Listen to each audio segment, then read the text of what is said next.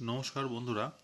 আসন্ন পশ্চিমবঙ্গ বিধানসভা ভোটের জন্য পোলিং পার্সোনালদের, বিশেষ করে প্রিজাইডিং অফিসারের ক্ষেত্রে যে সমস্ত ফর্মগুলো মনে রাখতে হয় বা ফিল আপ করতে হয় এবং ভোট শেষে রিসিভিং সেন্টারে জমা করতে হয়, তার একটা সাম আপ এখানে দিয়ে দিলাম। তো আশা করি ভিডিওটা শেষ পর্যন্ত দেখলে ফর্মের ব্যাপারে আর ভুলবেন না বা ঠিকঠাক কাজ করতে পারবেন। তো প্রথমেই বলে দিই, বিভিন্ন রকমের ফর্ম আমাদের ফিল আপ করতে হয়, যার মধ্যে 14 নম্বর ফর্ম, সেটা হচ্ছে চ্যালেঞ্জড ভোট। চ্যালেঞ্জড ভোট কী সেটা আমি অন্য ভিডিওতে ডিসকাস করেছি। চ্যালেঞ্জড ভোট হলো যদি কোনো ভোটারের ভোটটা চ্যালেঞ্জ কেউ করে, মানে সেটা বেসিস করে পোলিং এজেন্টরাই করবে, সেক্ষেত্রে কিছু নির্দিষ্ট নিয়মকানুন আছে। সেই নিয়মকানুনগুলো মেনেই তবে কিন্তু চ্যালেঞ্জ ভোটটা সম্পন্ন করতে হবে। এক্ষেত্রে বলা বাহুল্য যে চ্যালেঞ্জ ভোট যদি মিথ্যে প্রমাণিত হয়, তাহলে কিন্তু যে চ্যালেঞ্জ করেছে তার তাকে কিন্তু জরিমানা এবং জেল দুটি হতে পারে। এবং সেটা কিন্তু যদি চ্যালেঞ্জ ভোটটা সম্পন্ন হয়, সেক্ষেত্রে কিন্তু 14 নম্বর ফর্মে এটা উল্লেখ করতে হয়।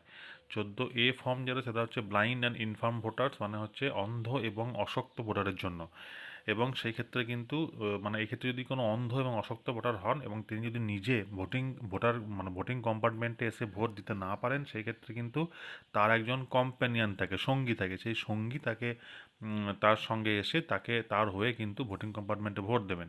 এবার যদি দেখা যায় যে ভোটিং কম্পার্টমেন্টে ওই কম্প্যানিয়নের দরকার হলো না, ভোটিং কম্পার্টমেন্টের আগে অবধি কম্প্যানিয়ন নিয়ে এলো, তারপরে ভোটিং কম্পার্টমেন্টে গিয়ে ভোটার নিজেই ভোট দিল, সেই ক্ষেত্রে কিন্তু 14 ফিল আপ করতে হবে না।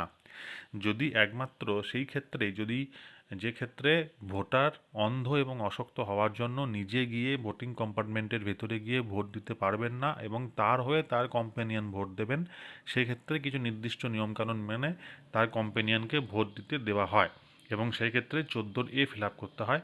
এবং সেই ক্ষেত্রে একটা কম্প্যানিয়নের কাছ থেকে ডিক্লারেশন দেওয়া, যা ফরম্যাট দেওয়া থাকবে।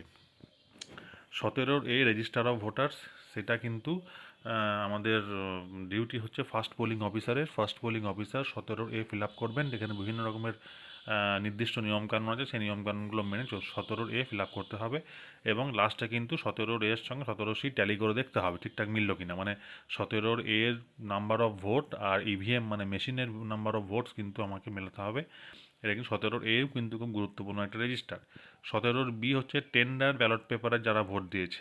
টেন্ডার ব্যালট পেপারটা কি না, যদি কোনো ভোটার এসে বলে যে না, আমার ভোটটা অন্য কেউ আগে দিয়ে দিয়েছে, সেই ক্ষেত্রে টেন্ডার ব্যালট পেপারে ভোট ইস্যু করতে হবে এবং টেন্ডার ব্যালট পেপারে হিসেব কিন্তু রাখতে হবে। 20টা করে টেন্ডার ব্যালট পেপার দেওয়া হয় প্রতিটা বুথে, এবং তার মধ্যে কটা রইলো, কটা খরচা হলো, সেইগুলো কিন্তু সিরিয়াল নাম্বার সহ উল্লেখ করতে হয়। তো এই যদি টেন্ডার ব্যালট পেপারে ভোট হয়, সেক্ষেত্রে কিন্তু 17B ফিল আপ করতে হয়। এক্ষেত্রে কিন্তু মেশিনে ভোট হয় না, টেন্ডার ব্যালট পেপারেই ভোটটা দিতে হয়। 17C অত্যন্ত গুরুত্বপূর্ণ রেজিস্টার। 17C বা 17গ বলা হয়। অ্যাকাউন্ট অফ ভোটস প্রিজাইডিং অফিসারের দায়িত্ব। প্রিজাইডিং অফিসার ফিল আপ করবেন, 17C ফিল আপ করতে হবে।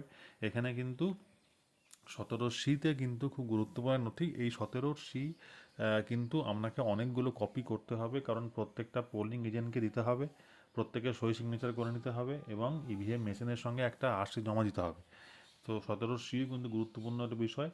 কাউন্টিংয়ের সময় কিন্তু 17Cটা খুলে দেখা হয়, অত্যন্ত গুরুত্বপূর্ণ ডকুমেন্ট, এটা খুব ভালো করে ফিল আপ করতে হবে।